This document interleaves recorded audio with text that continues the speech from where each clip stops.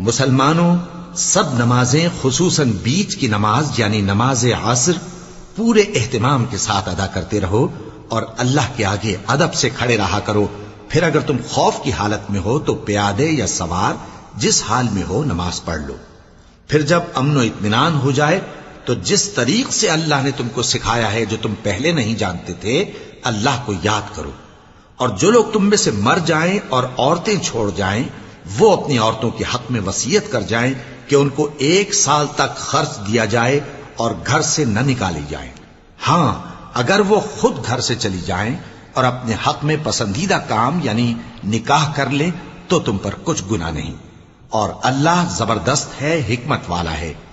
اور مطلقہ عورتوں کو بھی دستور کے مطابق نان و نفقہ دینا چاہیے. پرہیزگاروں پر یہ بھی حق ہے. اسی طرح اللہ اپنے احکام تمہارے لیے بیان فرماتا ہے تاکہ تم